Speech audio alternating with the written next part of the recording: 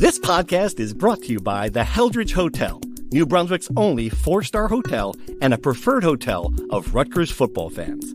The Heldridge helps you make the most of your game day weekend, providing premium accommodations in the cultural heart of downtown New Brunswick. Restaurants, bars, theaters, parks, museums, and more are only steps away. Whether you're traveling alone or with a large group, book your stay at the Heldridge and make the most of your game day weekend. Visit theheldridge.com today.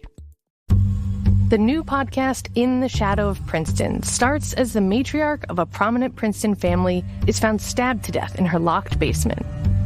Investigators look from a serial attacker to her family to Princeton University students. One hot-blooded investigator sees a conspiracy. Is he way off base, or does privilege let you get away with murder? In the Shadow of Princeton is available wherever you get podcasts, or you can binge it ad-free by joining Wondery Plus in the Wondery app, Apple Podcasts, or Spotify. From NJ.com and the Star Ledger, welcome to the Rutgers Rant, your one-stop podcast for the Scarlet Knights, with your hosts Steve Politti and Rutgers insiders Brian Fonseca and Pat Lenny. Let's start shopping. Hello, everybody. Welcome back to the Rutgers Rant. Politti here. Busy week for Rutgers sports. Nothing else in the country, luckily. Got the basketball season opener on Wednesday. Rutgers football, Minnesota on the weekend. We're going to do a basketball preview today, come back later in the week, and then preview the Minnesota game. But I want to dedicate an entire show to hoops, fellas, because let's face it, it ain't get much bigger than this. 26 years of covering Rutgers sports. I cannot remember a moment in time where there is more excitement, more interest in a team. It just strikes me that we've built toward this thing for a while, that it is finally here. It's exciting, man. I just can't look at it in any other way than I'm really excited to see what happens with this team. To make a joke about Election Day, Steve Pikiell's approval rating must be at 97+% at this point. I think no one in the state of New Jersey could think he could do wrong. If he ran for, Middlesex County Town's mayorship, he would win it in a landslide. I think people are very excited about Steve Pikiell, what he's built, this team he's built. I think since the moment Dylan Harper made it official at the start of December, it's been 10 months, 11 months, and every day has been kind of a tick, tick, tick to this moment. To your point, Politti, I have absolutely no idea what to expect from this team. I don't think anybody else has any idea what to expect from this team. And that's kind of the most exciting part, because come Wednesday, I'm pretty sure they're going to blow the doors off Wagner and all the other bye teams. Once it gets to Alabama and the Big Ten, Lord knows what's going to happen. And I think that's part of what makes this so exciting. I expect to be entertained, Pat. That's one thing I do expect. Yeah, absolutely. You saw that in the scrimmage, and I was just to stick with the election theme.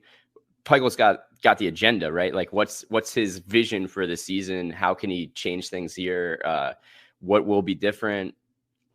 Obviously he has the vote of confidence, but what is his game plan? So I think that'll be thrilling to see. Obviously, with the offensive potential of this team, will he change up that identity of a defensive approach? It just seems so obvious that will be the case. So yeah, at the very least, those days of, like you've been saying, Puli, 56 to 50 are kind of over with, because these guys can score, and that's extremely exciting. All right, let's start here, because the entire focus we've learned already is going to be on Dylan Harper and Ace Bailey. I'm wondering what is realistic to expect from these two. Is it enough to say that they're all Big Ten first team caliber players? Are they player of the year candidates?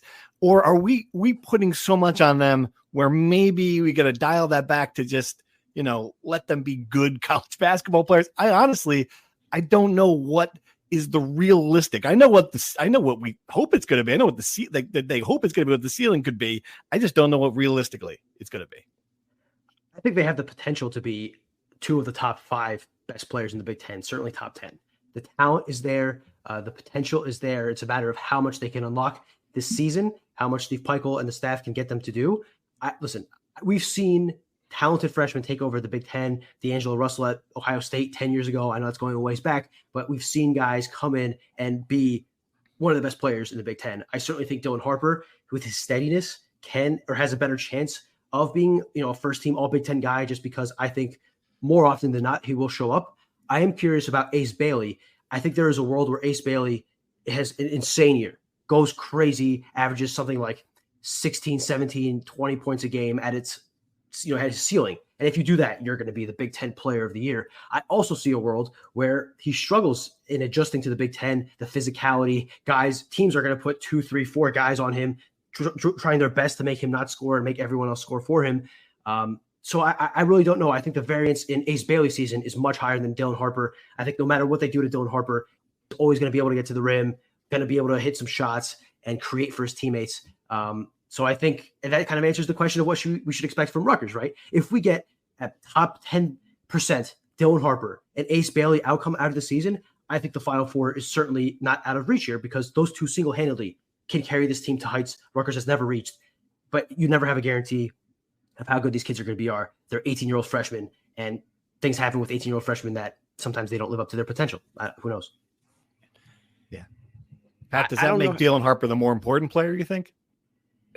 I think whenever the ball is in your hand, whether it's the quarterback, whatever position, when the ball is in your hands, you ultimately become the most important player. So he's going to have the ball in his hands, creating offense for this team, right? Like, that's his role. So I think from that perspective alone, he's kind of the floor general. I know he's not, the point guard per se, but I just see the offense running through him. And that to me makes him a little bit more important, just from a steadiness perspective. And that's why I do think there has to be some sort of adjustment on these kids are freshmen, but I think the way that the schedule sets up with all the bye games leading up before the Vegas tournament, that there's a great opportunity for them to really figure this out, figure out their identity. It's really the perfect situation and scenario to get them going and adjust things that need to be adjusted and figure things out. I'd like to listen to Pikel and Shiano and all the coaches about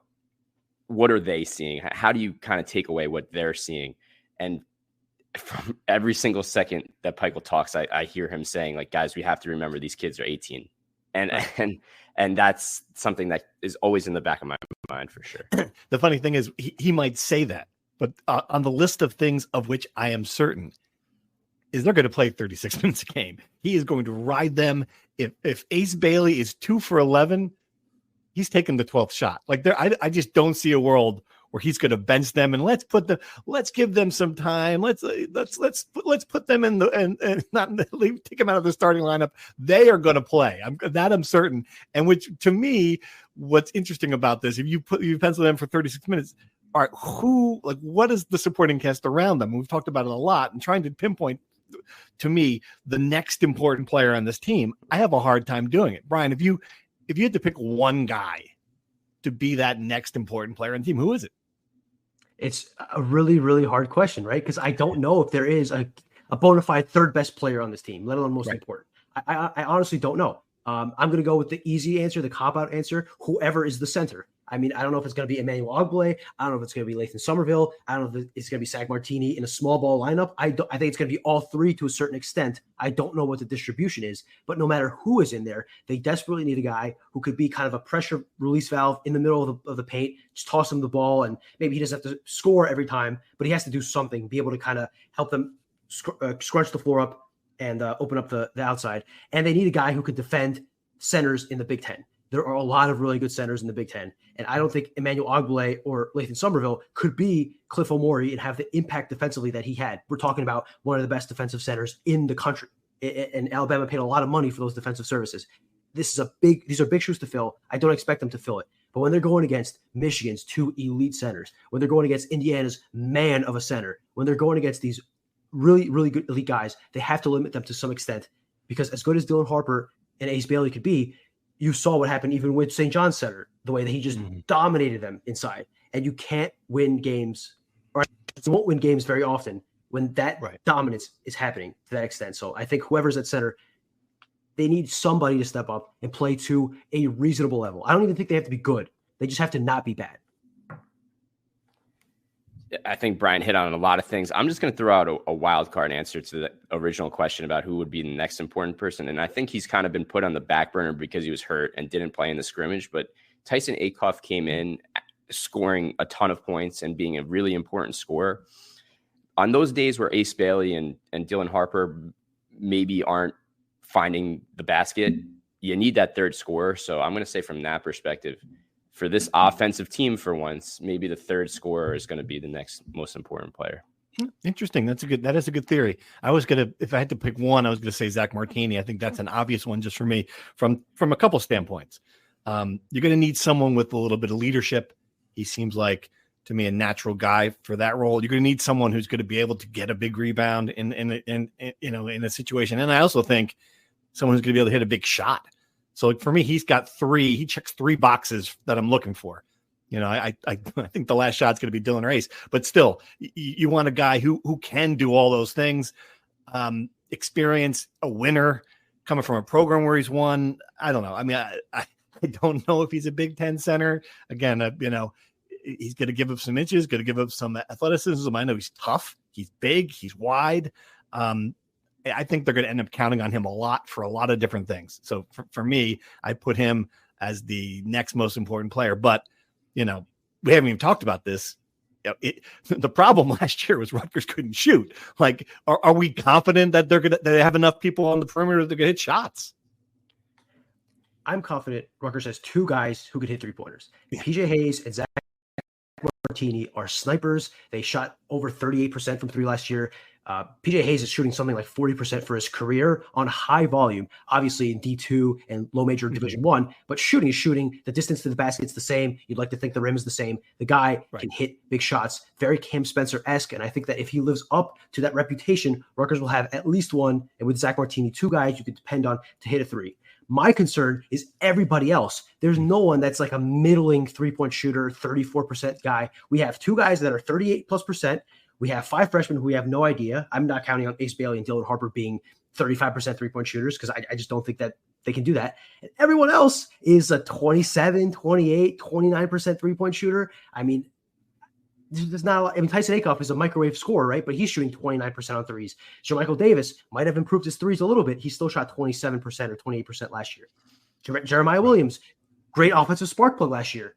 The one thing he didn't do was shoot well from the outside. That to me is a major question, and it's going to be a matter of how many shots can they make PJ Hayes and Martini take, and how little shots can everyone else take from beyond the arc. That's the 2 determining factors there. I will say the one thing that's there will be more open shots for these guys. Yeah, I don't know if you're going to say exactly. That's exactly what I was going to say. I know I'm like the X's and O's football guy. I don't have the X's and O's for basketball per se, but I figured in this situation, it's pretty clear that there should be some open guys considering where the ball is going to be. It just makes sense. All right. So this is the first time Rutgers has started the season ranked since. Do we have that answer? I did. I think it's 79. 79. Okay. No, they were also ranked in the year after they reached the tournament for the first time. To start a season? To start a season. 21-22 maybe. Let me look it up. This is okay. Great. Gotcha. Yeah. All right. That wasn't the question. The point I was going to make, though, entering the season with all the expectations, all the attention, what have you seen from that element of it? Has Rutgers done a good job managing this stuff, Brian, you think? I mean, I haven't been around the team as much as you have. It seems like, like the SI spread came and went, and it didn't seem like it was a big deal. The media attention, a media day was big. NBA scouts are going to be in the building. I haven't gotten the sense yet that it has been this massive, holy bleep distraction that a lot of people thought it would be. Maybe that's coming. We'll see that on Wednesday. What do you think about the intangibles external part of this? So Pat was correct. 2020-21, they were ranked 24 in the preseason, which was the year they broke through and went to the tournament. That was right after the 2019-20 season was cut short by COVID. Anyway, I think all of that has been fine and dandy so far. It's the preseason. Everyone's 0-0. They haven't lost a single game yet. Everyone is kind of singing Kumbaya because nothing has happened. I am curious about how the national attention will impact this team when they do go on a 3-game, 4-game losing streak, when Dylan and Ace, who have never been criticized really their entire careers, do get some criticism if they have a bad game or if they have a bad stretch, like if they miss a big shot. I'm curious to see how it seems like the one concern I had in the preseason was Dylan and Ace are getting all the attention. You mentioned SI, you mentioned Slam, you mentioned all the media attention at Media Day where there were 30 people trying to talk to those two and everyone else kind of got 2 or 3 guys around them. I have not seen any disruption from those guys. I think everyone kind of understands their role, understands that Dylan and Ace are kind of the cash cows here. They are the alphas, the number one guys. They're going to be the team leaders. Everyone else is going to have to play their role in the supporting cast. And so far, everyone seems to be bought in. Again, what happens when we're in mid-December and a guy who thought maybe he was getting 4 shots a game gets 1 shot a game? A guy who thought he was playing 10 minutes a game is playing 4. You can't predict those things. And I'm curious to see how Steve Pikiell and his staff deal with it, because they've dealt with that stuff all throughout their career. It's not like it's unprecedented, but the eyeballs that are on them, the pressure that will be on them, the amount of people talking about what they should do. It's not just me. It's not just us, the recruiting sites and Jerry Carino and the Asbury Park Press. It's ESPN. It's the Field of 68. It's all these other CBS, all these national sites that never even looked in Rutgers' direction will now be looking at them with a microscope. How will they handle that? I don't know. And I think that will be maybe the biggest intangible this season. Right. Absolutely. All right. Looking at the schedule and you mentioned it. I don't think we're going to get to a point where they're going to lose one of these first 5 games. Wagner, St. Peter's, Monmouth, Merrimack, Kennesaw State, although Stonehill is burned into my memory. I get it. That was a different team, but still, I mean, it is still there. Scar matter in my brain about that. Then you go to Vegas, Notre Dame, Alabama, who TBD in the 3rd game. I think you'd be happy with 2-1. Obviously, in that situation, you might take 1 and 2. When does the schedule for you get interesting? Because for me, it's that early stretch in January where I'm going to be like, and I can read it off. At Indiana, 17th right now. Wisconsin, home versus Purdue and UCLA, both ranked teams. Then at a couple of teams you would think you would have to beat. At Nebraska, at Penn State, road wins. I mean, that is a tough start to 2025. Yeah, no doubt. To me, the stretch is going to Kennesaw State, flying to Las Vegas, coming back, going to Ohio State, a place that is an absolute house of horrors that Rutgers has never officially won at. Then you come home and play Penn State, which is always pesky. And then you play 2 in-state rivals who, Seton Hall might not be very good this year, but a bad Rutgers team beat a decent Seton Hall team last year. These things happen in these rivalry games. I'm not going to scratch that in as a W. And then Princeton, who has 2 really good players who beat Rutgers last year and might not have as much talent individually, but they're a machine, man.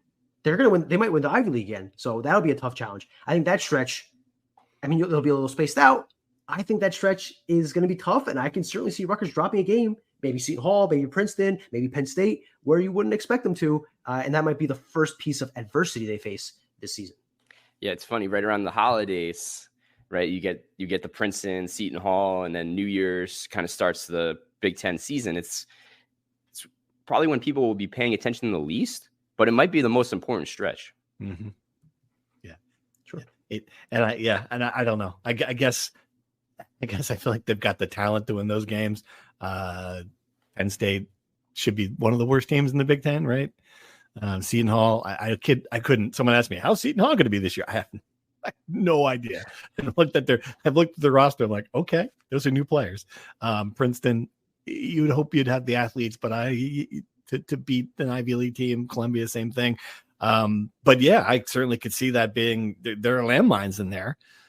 For me, the step up in competition, though, at the start of the year, it's pretty noticeable. And that's when you can also go from a team that's ranked, that's in the conversation, to a team that is, you're a national team. That goes both ways. It isn't just, it isn't just, you're going to lose a couple of games here. It is, you get through that stretch at 5-2 and people are like, whoa, look at Rutgers.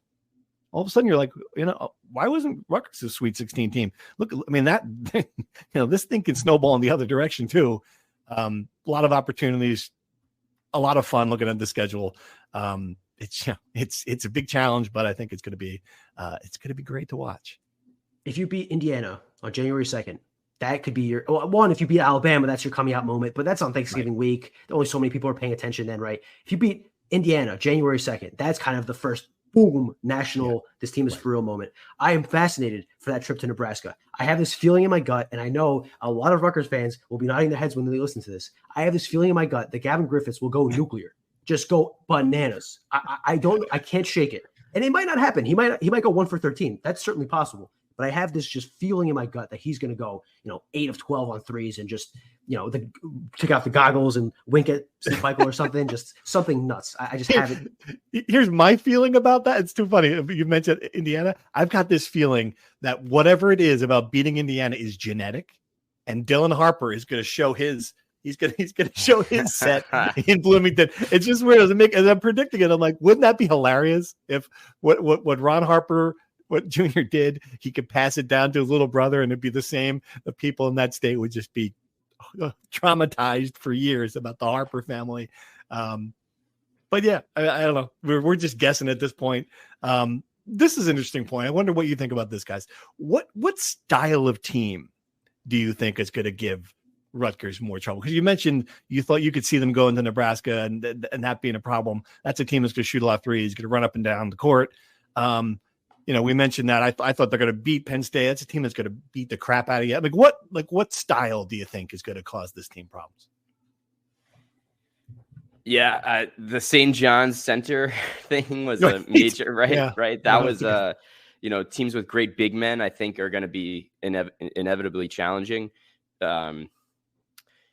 But the way Rutgers is set up, I almost think like they have the versatility to play different styles. So there's not really a mismatch other than being dominated on the inside and on the glass, to me at least. I think that's the one glaring thing, right? If you have a dominant center and you have 3 or 4 guys who can defend the perimeter, put a lot of ball pressure on Dylan Harper and Ace Bailey, kind of keep a guy always on whatever shooters on the floor. I think that's clearly the way to neutralize Rutgers. I think, like you said, a team that can just bomb threes, because Rutgers does not have the guys to keep up with threes. Threes are worth more than twos. So the more threes you rack up, the harder it is for Rutgers to catch up. But otherwise, I think if it's like I do think a team like Rutgers, maybe like a former Steve Peichel team that grinds the game away, puts it down to 50 possessions, wins 37-24 or whatever, like those are the teams that are going to give you trouble because you have less chances to score. And I'm not sure how efficient this team is, right? I know Dylan Harper and Ace Bailey can put up points and hit, and can they do it efficiently? That's my question. And I think a team that makes you do that will make it a little bit difficult. But on an equal playing field, equal styles, I think Rutgers obviously out-talents most teams they face in that scenario. All right, let's do the true. You had a true or false to the script. We haven't done this in a while, but it's fun. Let's do a little true or false. We've got some topics predicting where this team's going to go. Let's see how you guys feel about it. Here you go. True or false? Rutgers finishes in the top half in the Big Ten. In case you've lost count, that would be in the top 9 teams in the Big Ten. True or false? Pat, you go first. True. Brian? I'll go true too. Yes, I'm confident in true. I'm not just saying it like, true. I think they're going to finish in the top half. Rutgers finishes in the top 4 in the Big Ten. Pat, true or false? That's that's like the bar for me. I think I'm going to say false because I was overly optimistic for football, so I'm reeling myself back in. You were? Oh, I don't remember that. I don't remember that. Let's play the tape back. Brian, true or false? I'll go false, but I'm not sure who is exactly good in the Big Ten, right? So I'm trying to think of what 4 teams would be ahead of Rutgers. UCLA is going to be good. Indiana will be good on paper. I don't know if Mike Woodson can take this talent to the promised land. I don't know if Purdue is going to be as good. They got the backcourt back. They got a decent guy coming in, a Trey Kaufman-Wren as the center replacing Zach Edey. But Michigan State should be good. Michigan State always. But Rutgers, in theory, should be good too, right? So I don't. So you're gonna go false, or you're gonna true? I'll go false. Okay, I'm gonna go false as well. I just too many questions about Rutgers for me to make a statement that high. All right, true or false? Rutgers is on the NCAA tournament bubble on Valentine's Day. Ooh. All right, interesting. If you're looking at the schedule, that's an interesting thing. Pat? It would be the ultimate Valentine's Day gift for Rutgers fans to not be on the bubble, right? So for once, I think this is the team with such high expectations that it can't be on the bubble. With 2 weeks to go or whatever. You say false. I'll say false. As I said on the last episode, I think Steve Peichel could have the dream team of 1992. and they would still be on the bubble in February. I subscribe to Max Schreiner's theory of bubble ball. Give me a true. Yeah, that's funny. I depends. I think that you could make the case that they would certainly not be in the field. I don't know if that means they're in the bubble at that point. And just I've looked at the schedule, and for me, Valentine's Day is the 14th. The games after 14th, you could really make some hay. At Oregon, at Washington. Okay, it's a tough trip, but then USC, then at Michigan, then at Purdue, and then home to Minnesota, probably one of the weakest teams in the Big Ten. So yeah, a little finishing 6 games, you could probably go 4-2 there. I don't know. We're just throwing crap against the wall here. I will say true-ish on that. Oh, Come on. All right. And finally, this is not true or false, but what is your season prediction? You guys got one that you can put on this? We did it. We tried to break it down for a post for the website. It was hard. It was really hard because you just don't know. But it was an exercise in guesswork. Pat, what did you guess? What did you put it at? Let's see. I'm still working on that as we speak, but Don't worry the procrastinator, Lanny, we'll say, I think 20 wins should be the goal, right? Let's go 20. Let's go with 20 wins. Let's set it at that, and 7th in the Big Ten. Okay. What did you have? I bounce back and forth. I'm between 19 and 20. I think I said 19 in print, and I think I might go 20 in our post tomorrow, or it might be backwards. I don't know. I think they'll win 11 Big Ten games. I think they'll win 8 or 9 non-conference. I think they'll finish, like Pat said, 6, 7, 8, 9. It's hard to tell what other teams' records are going to be in the Big Ten. And then I think they better hope to God they get to the East Regional in the NCAA tournament so that Prudential Center is on the table. That's my guess. I think I said, and I'm looking it up now, so I know what I said. I got him at 21 and 12. Do I? Yes, 21 and 12, 11 and 9 in the Big Ten. And this is where I was trying to guess, and it's impossible to pick the NCAA tournament result without knowing the matchup. But I just thought about how I pick teams in the NCAA tournament, and it usually is kind of dependent on experience. And I just think if I were looking at this team from completely just looking at the top players being freshmen, I might pick against them in an 8-9 game, which is about, I think they'll be in that range right now, right? I think there'll be a 7-10, 8-9. That's where I see it. It's a toss up. Give them a Creighton, give them some big, I don't know who's going to be. Just someone who's going to have a lot of experienced players. Yeah, I could see them losing in the first round. Would that be a successful season? I don't know. No, I don't know. It's a great question. People, certainly by Rutgers standards, it's a great season, but going into it, if that's it, people might be a little, right? That's what got Kevin Willard run out of Seton Hall, right? Being in the 9 seed every year for 5 years was great, in my opinion. Well, he took another job. He didn't get sure. But to be fair, Seton Hall people were done. Yeah. So, I guess it is a good question, Steve. What to you is a successful season for Rutgers basketball? I guess I have to different levels of success. I think making the tournament and nearly every year is a successful season for Rutgers basketball. I think getting to the Sweet 16 is a great season for Rutgers basketball. I do wonder though, different tiers, like if you have a really good Big Ten, you can also, that can also be a great season. If you're like 5th in the Big Ten and you're easily in the field and you lose your first game. All right. I mean, I don't know. There's like different. It's not all dependent. Rutgers is not the kind of program like Duke where you better make the Final Four. Like you have to have a March run. You can still have a good season in other ways. Like for me, if you're like a really good Big Ten team, if you're winning all these games, if you're stacking up moments, like that was the great part about those Ron Harper teams. You didn't get to the second week of the tournament, but you have the Purdue win, you have winning streak at the rack, you have beating Maryland, all these comeback against Ohio State, you have all of these moments that made it something special. I think there's potential that, and I get it, that is a nebulous, that's not defined in a specific way, but it can be more than just what you do in March for Rutgers. So, you want to be a marketer. It's easy. You just have to score a ton of leads and figure out a way to turn them all into customers. Plus, manage a dozen channels, write a million blogs, and launch 100 campaigns all at once. When that's done, simply make your socials go viral and bring in record profits. No sweat. Okay, fine. It's a lot of sweat. But with HubSpot's AI-powered marketing tools, launching benchmark-breaking campaigns is easier than ever. Get started at HubSpot.com/marketers. What do you bet?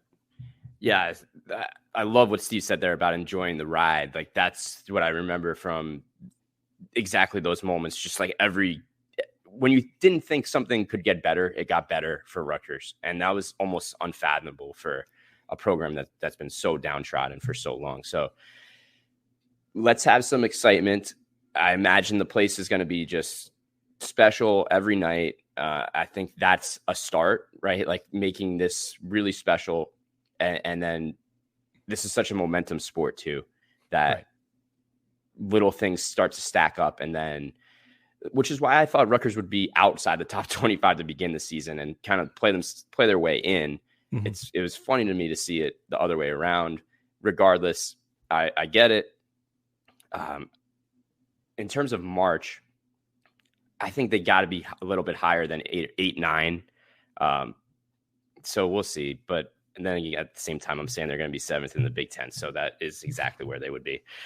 So yeah, in hindsight, it's almost impossible to predict this. But I think, and at the very bottom line, like the takeaway is this is going to be really fun.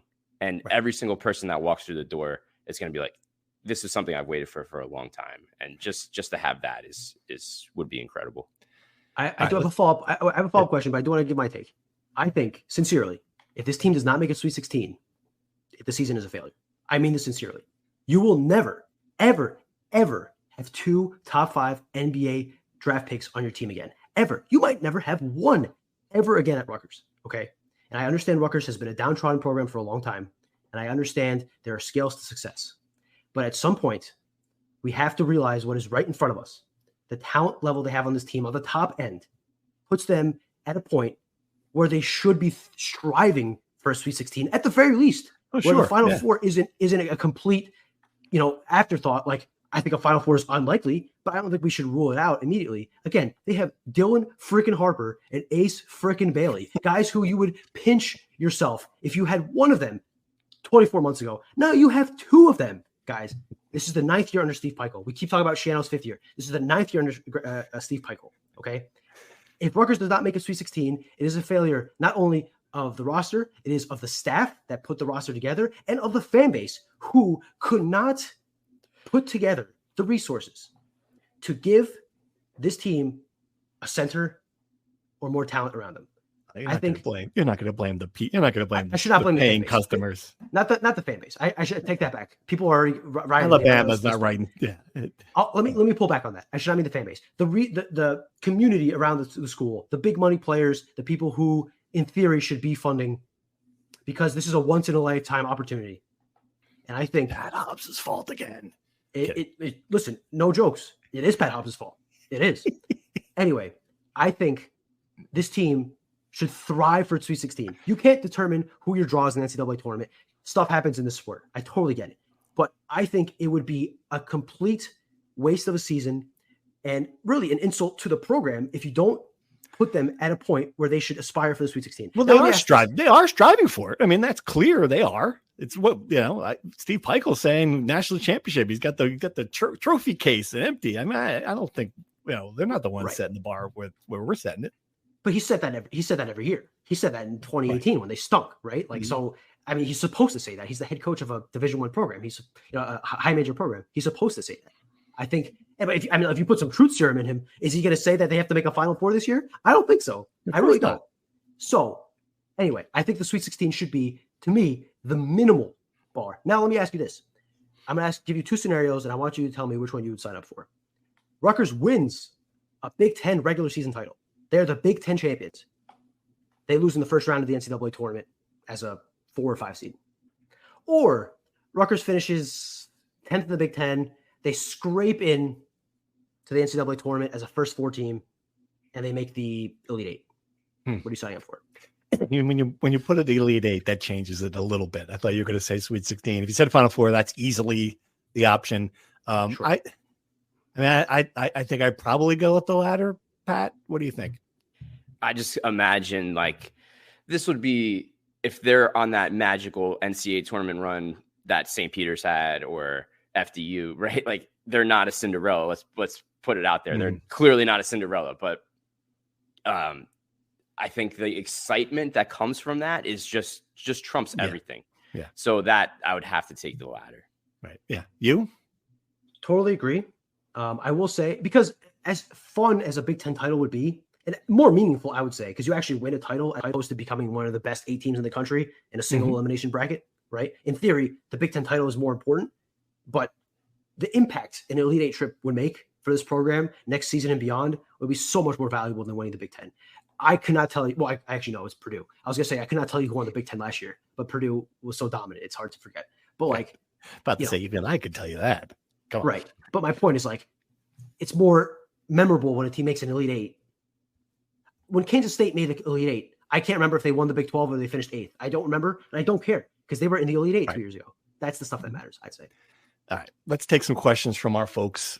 We got some good ones. Some on Twitter. Dave White. You know, it's a basketball preview show. When we're bringing up the name Dave White, I'm going to go to the Cord Club. I'm going to have that third slice of pizza. Can't wait. What if it's two? What if it's two? What if it's one small slice of pizza, Dave? Have you thought about that? Dude, this is really inside baseball. People don't know what I'm talking about. I just can't explain it. I won't even try to explain it. All right. Dave White wants to know, what is the most dangerous buy game on the schedule and what is going to be the most fun rack game on the schedule? I'm going to start. I'm going to say the most dangerous buy game, and I don't know where I came up with this, but for some reason, Monmouth, the third game they play, just a good kind of sneaky team that'll be well coached and they'll come in and they'll that's what I'm putting at and I think the most fun rack game is going to be when UCLA comes here. It's a Monday night, 6:30. I don't love the time, but for me, again, you got to get UCLA. I mean, Big Ten, those jerseys, talent, the program. John Wooden will be here in spirit, at least. I don't know. That's my pick. What do you guys got? Go ahead, Bray.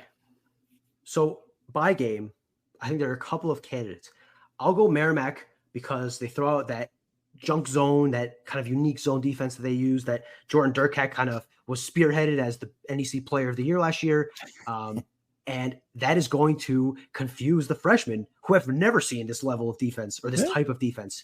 And this is their fourth game, right? Like, how is Dylan Harper going to handle this weird zone? I think he'll be fine, obviously, but I just shoot a lot of threes and make them. Yeah, right. Okay. Oh, that's another question, right? Yeah. So I think that's kind of, I think they'll beat Merrimack. I think they should beat Merrimack by double digits, but might be a bit of a challenging first half. Best rack game, I'm, maybe Michigan, 3:30 on a Saturday, start of February. The kind of season is turning to that critical juncture. Everyone's going to be a little fired up to kind of hit the finish line strong. And I think Rutgers fans kind of don't like Michigan. I know that it's Dusty May now instead of Juwan Howard, but I think there's a little residual, feelings from that era. So, and Danny Wolf is going to go against Zach Martini. All the Ivy League fans, all 12 of them that live in New Jersey, will flock to the rack to see that monster matchup. So I think those are my two choices. Yeah, I'm going to go. So not knowing anything about Kennesaw State. You do know they're going to Kennesaw State, so that's got to be that's something. The thing, right? I'm looking at a trap game scenario in these first 5, right? What's after Kennesaw State? Immediately you're thinking about going to Las Vegas and playing these big dogs. So it's a road game. It's kind of an interesting matchup. I feel like Kennesaw State's one of those programs no one knows anything really about, including myself. And that's not good. You're wearing Kennesaw State colors, dude. There you go. I knew there was a reason. So I would say that one I would circle that one. And the only other option I considered, but they're probably one of the worst programs in the country, I do know that, is Columbia. Like they're just based on another trap game scenario because your next game's at Indiana and you're coming off Princeton. So, but they were so bad last year. I can't even put that one in the conversation. In terms of fun rack games, you guys kind of nailed both of them, but I'll throw out versus Purdue. Always fun. That's right in the middle of the season. they're expected to be the Big Ten champ, right? Coming off national finals appearance. So I think there'll be a lot of juice for that one. Right. And I was going to say, right, only a diehard Rutgers basketball fan like Dave White would start his question by, which game are we actually going to lose? It's true. Good point. All right. This question comes up every week. Rocco wants to know, everyone's going to ask this, any chance that our 5-star recruits will consider staying at Rutgers past this year? And do you think having these recruits will help Pikel recruit more 5-stars in the future? They're not staying. They ain't staying. They're gone. Let's just move on. You get 1 year, starting on Wednesday, start the clock, hit a plunger, enjoy it while you got it. But the second part of the question, Brian, maybe? If Dylan Harper and Ace Bailey stay for another year, that is horrible news. You know what that means? It means they stink. Or they got devastatingly injured. Either way, that's not what you want, right? Nope. So you better hope they're not back for a second year. Second part of the question, more than on-court success, they can go to a Final Four, all that will be really exciting.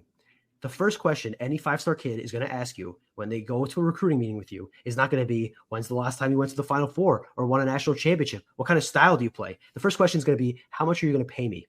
And Steve Pikel will have to hold out his hand, count the 5 nickels in his hand, and say, sorry, kid, not as much as Kansas or Kentucky or Duke or Alabama or Houston or any of the other big blue bloods. So I guess the answer is, will it help? A little bit. You know what will help more? If the corporations around New Brunswick open up their purse strings and give a little bit more money. No, Johnson's fault. Now we've moved from Dave White's fault to Johnson & Johnson's fault. I love it. Let's not get rid of the Heldrich while we're out of here now too. I mean, we're doing great here. We're doing thriving. the best they can. They need. Yeah, the money's going to the right place. Heldrich Hotel.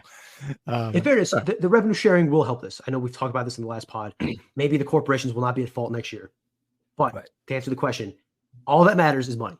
Okay, let's be real. But it didn't in this situation. So why? So how? How is this just such an anomaly? This is a complete anomaly. And listen, these guys aren't here for free. All right, I'm not letting anybody convince me that these guys are here because of love and loyalty and good feelings. And listen, I think they're getting some money. I mean, they're getting money they're getting money they would have gotten anywhere. Dylan was going to sign a Red Bull contract any place he played, right? Like that was the big news. If he went to Duke, he would have gotten Red Bull and Nike and Fanatics and Duke money. Okay. Right. Let's I watched my last Disney movie about 12 years ago. Okay. I am not buying it. And listen, this is kind of mostly speculation, right? I don't know what they're getting paid. I don't know what it is, but I do not believe it's $0. But I lost my train of thought here. I was talking about revenue sharing. You're talking about Toy Story or something. Toy Story. Little Mermaid. I could see Brian. Friend came out. Ariel. Anyway. We're talking about anomalies, right? Like, it's the same way that you can't expect a bunch of teams to do what Indiana did this year and go 9-0 and probably make the playoff in their first year under Cignetti. You can't expect programs like Rutgers to land 2 top 5 kids out of nowhere every year. This is a complete anomaly, no doubt about it, which is why I keep saying Rutgers has to take advantage of it because it's never going to happen again. Never. Right. Mm-hmm. All right. You bring it. So that was a good transition to another question. How much money? So that the revenue sharing part, we've learned some information about it. Someone wants to know how much money percent will Rutgers direct towards football, basketball, and others. I think Ross Dellinger, Yahoo, reported $20.5 million, which is a little bit less. I think the vast majority of that's going toward the 2 revenue sports. If Rutgers is smart, I should make sure I get that. The vast majority of that's going to those 2 sports.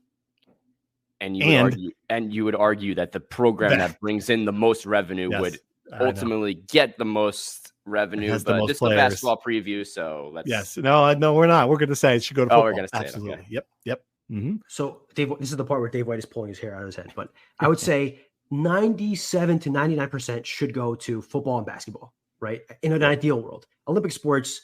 I mean, Ohio State is cutting Olympic sports. A lot of programs are going to start cutting Olympic sports because all they do is lose money. And frankly, I know we talk about them at the end of every podcast. Not that many people care about them. That's the reality, right? Yeah. So they're going to kind of suffer the brunt of the consequences of all this.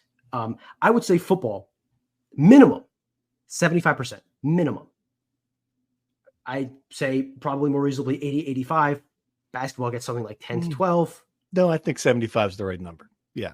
right? You You've give got basketball 20%, 12%, or 20%. You got to get you're going to give something to. You're not going to give 0% to the other sport. You're going to give something of this money, right? Right, 15%. Okay. So you give 80% to football, 15 to 16% to basketball, and you're gonna pass the coins. You're gonna give nothing to, like literally nothing to. You think that's gonna fly? Can you imagine that? You could. I mean, everyone else is. You think Alabama is going to give women's soccer? I do. That's the funny part about this. I think Ohio State is too, because they've got money from other sources. So I think that's what's going to happen. There's going to be pressure on. You don't think I mean, unless I'm completely misreading this, but Ohio State already has a $20 million payroll. I get it. There's some hopeful pie in the sky, like, well, the NIL is going to be real NIL. I don't think they're going to put the toothpaste back in the tube for that. So I think it's going to be easier for Oregon to give money to the track team than Rutgers. That's a bad example, because Nike's been funding Oregon track for literally forever. Already has the money. The Oregon field hockey, yeah. But you're right. Your point is absolutely right. There's real worry. I follow wrestling very closely. The wrestling community is throwing up every red flag, every red light possible, saying, like, guys, if we don't pay attention, this is the end of college wrestling. That's how this is going. And it's not just wrestling, like gymnastics, whatever Olympic sport you want to say. Like, there's legitimate fear, because it's also the scholarship issue, and now you have to mix and match Title IX requirements and juggle the scholarship limits and all this. And it is very concerning, if you're a big fan of an Olympic sport, that this revenue sharing could be a huge downfall of your program. Right. No, it'll be fascinating to see how it's done. But that's good. And I do think if they do get to a point where there is some cost certainty in college sports, it will help Rutgers. The question is how they're going to get there. Is really a big question. All right, some more. They'll have the money for sure. Just off the Big Ten media rights deal, right? Like, it's a matter of distributing it and using it correctly. To your point, all the other programs that have all this extra money will still be able to use that money on real NIL. I don't trust the NCAA or anybody else to enforce what is real or not. Another question: what is the high-level update on the AD search? I'll do my Elmo. They certainly they have a search firm finally for the president. That news came out last week, so they want to have him in place by July 1st, which is timely, because that's when Jonathan Holloway will be out of the position.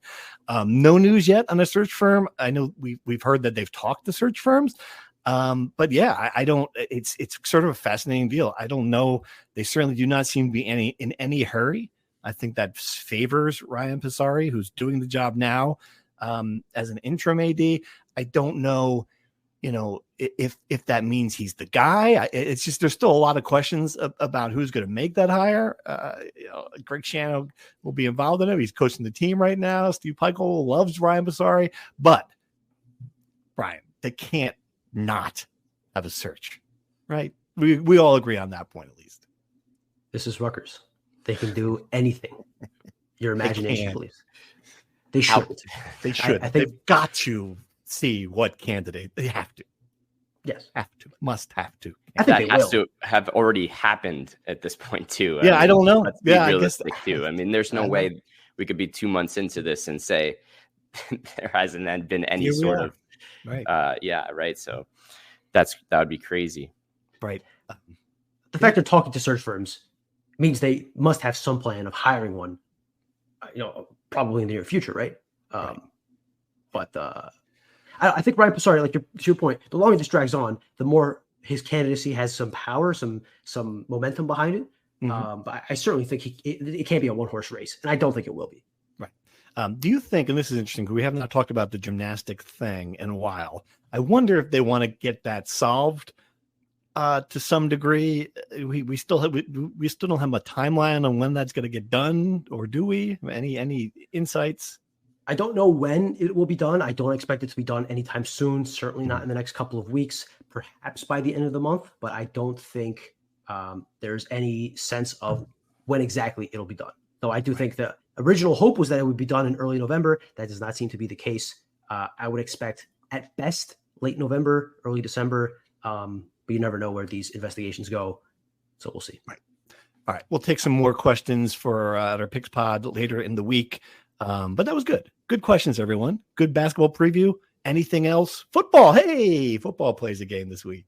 I don't know if you guys spent your Saturday watching college football, but possibly is Minnesota the best team they played? It's not that crazy. That's kind of crazy. Yeah, I mean, it's not true, but well, they won another game. All of a sudden now, like, this is a pretty good Minnesota bowl eligible coming to Piscataway, right? I mean, what did you see if you watched any of that game? What did you see? Turnover margin. Again? Yeah. Yeah. 6th nationally. They're plus 12 in turnover margin. It's an insane stat, right? They're just winning games because they're taking the ball away. But conversely, the one thing Rutgers has done really well offensively as that unit's kind of come alive is not give the ball away. Right. Rutgers only has 8 giveaways or 6 giveaways in 8 games, or 8 giveaways in 6 and 8. Right. 6 giveaways in 8 games, which is really good. Right. The one thing they're not doing wrong this current time. Right. Yeah. Minnesota is good in that they beat teams they should. They beat USC at home. They beat UCLA. They beat Illinois, right? So, they're winning. They haven't beat anybody good. They've lost to Michigan. They lost to your alma mater, Steve, who is stinking it up in the ACC this year. So they're not great.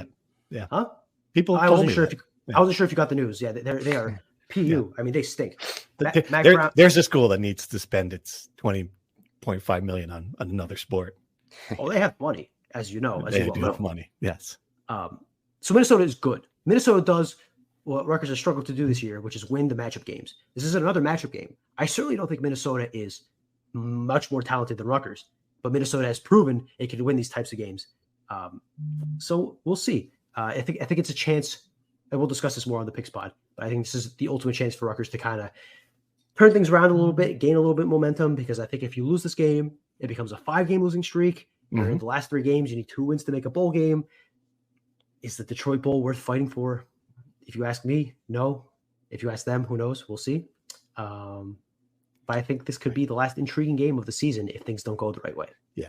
I think it's certainly from a program standpoint, it is very worth fighting for. I don't know if it's the players see it that way, but to be able to say back-to-back bowls is better than saying anything else. I certainly think there's, for Greg Schiano, for what they're trying to build, these last 4 games are huge. Again, I don't know if some players see it the same way. I think most of them will. I mean, you've come this far. There's only a couple of guys who, if they're legitimately hurt and they've kind of moved on mental, I don't know that there's a lot of guys I'd put in that category. For the most part, I think they would agree with this, that, and besides, you win all 4, you're 8-4. So, well, let's start one at a time. And Minnesota is big because there's so many storylines. There's Greg Schiano versus PJ Fleck. There's Kirk Shiraka and Joe Harris-Simiak against their old team. Corey Heatherman's coming to town after his unit kind of fell apart without him. Ethan Kaliakmanis is facing his old team. Dino Kaliakmanis as well. Flip Dixon is facing his old team. It feels like this is like both sides have flipped, and they're playing each other, essentially. They're playing a mirror of each other. I think that's kind of have to have a little bit of juice for both sides. Right. Row the boat. Chop the boat. Yeah, exactly.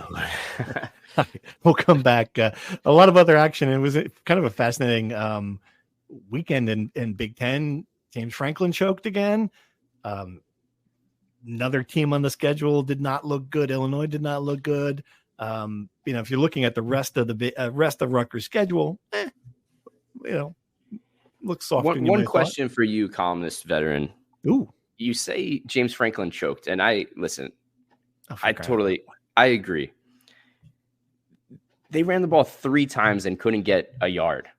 Is that on James Franklin or the players? It's on James Franklin. Yeah, it's what he makes.